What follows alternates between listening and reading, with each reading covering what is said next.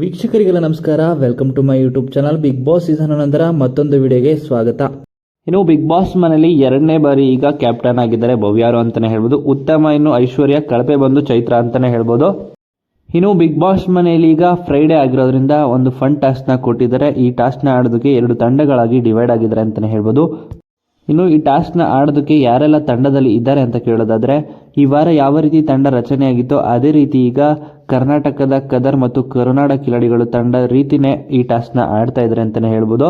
ಇನ್ನು big boss ಮನೆಗಳಲ್ಲಿ ನೋಡೇ ಇರ್ತೀರಾ, ಪ್ರತಿ ವಾರನೂ ಕೂಡ ಒಂದು ಪ್ರಾಡಕ್ಟ್ನ ಪ್ರಮೋಷನ್ ಮಾಡೋದ್ರ ಜೊತೆಗೆ ಒಂದು ಟಾಸ್ಕ್ ಇರುತ್ತೆ.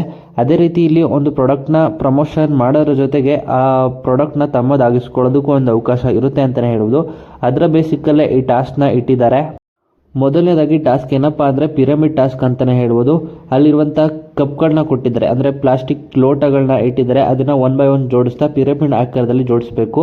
ಇದನ್ನು ಪ್ರತಿಯೊಬ್ಬರು ಕೂಡ ಜೋಡಿಸಲೇಬೇಕು. ತಂಡಗಳಾಗಿರೋದ್ರಿಂದ ಒಂದೊಂದು ಸ್ಪರ್ಧಿ ಒಂದೊಂದು ಲೈನ್ನ ಜೋಡಿಸ್ತಾ ಕೊನೆವರೆಗೂ ಜೋಡಿಸಿ, ಯಾರು ಕೊನೆಯಲ್ಲಿ ಆದಷ್ಟು ಬೇಗ ಜೋಡಿಸಿ ಪಿರಮಿಡ್ನ ಆಕಾರದಲ್ಲಿ ನಿಲ್ಲಿಸ್ತಾರೋ ಆ ತಂಡ ಗೆಲ್ಲುತ್ತೆ ಅಂತ ಹೇಳಿರ್ತಾರೆ. ಅದೇ ರೀತಿ ಇಲ್ಲಿ ಅಷ್ಟು ವೇಗವಾಗಿ ಮೋಕ್ಷಿತ್ ಅವರ ಟೀಮ್ ಪಿರಮಿಡ್ನ ಜೋಡಿಸೋದ್ರ ಮೂಲಕ ಈ ಟಾಸ್ಕ್ನ ಗೆದ್ದಿದ್ದಾರೆ ಅಂತಲೇ ಹೇಳ್ಬೋದು. ಹೌದು, ರಜತ್ ಹಾಗೂ ಮೋಕ್ಷಿತ್ ಅವರ ಟೀಮ್ ಈ ಪಿರಮಿಡ್ ಟಾಸ್ಕ್ನ ಜೋಡಿಸೋದ್ರ ಮೂಲಕ ಫನ್ ಟಾಸ್ಕ್ನ ಗೆದ್ದಿದ್ದಾರೆ.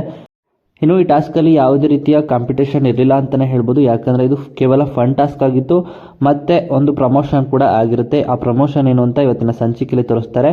ಈ ರೀತಿಯಾಗಿ ಬಂದಂಥ ಮಾಹಿತಿ. ಹಾಗೆ ಈ ವಿಡಿಯೋ ನಿಮ್ಗೆ ಇಷ್ಟ ಆಯಿತು ಅಂದರೆ ವಿಡಿಯೋಗೆ ಲೈಕ್ ಮಾಡಿ. ಬಿಗ್ ಬಾಸ್ ಸೀಸನ್ ನಂತರ ಇನ್ನಷ್ಟು ಹೆಚ್ಚಿನ ವಿಡಿಯೋಗಳಿಗಾಗಿ ನಮ್ಮ ಚಾನಲ್ಗೆ ಸಬ್ಸ್ಕ್ರೈಬ್ ಮಾಡಿ. ನಿಮ್ಮ ಪ್ರಕಾರ ಬಿಗ್ ಬಾಸ್ ಮನೆಯಲ್ಲಿ ನೆಚ್ಚಿನ ಸ್ಪರ್ಧಿ ಯಾರು ಅಂತಲೂ ಕೂಡ ಕಮೆಂಟ್ ಮೂಲಕ ನಿಮ್ಮ ಅನಿಸಿಕೆಯನ್ನು ಕಮೆಂಟ್ ಮಾಡಿ ತಿಳಿಸಿ.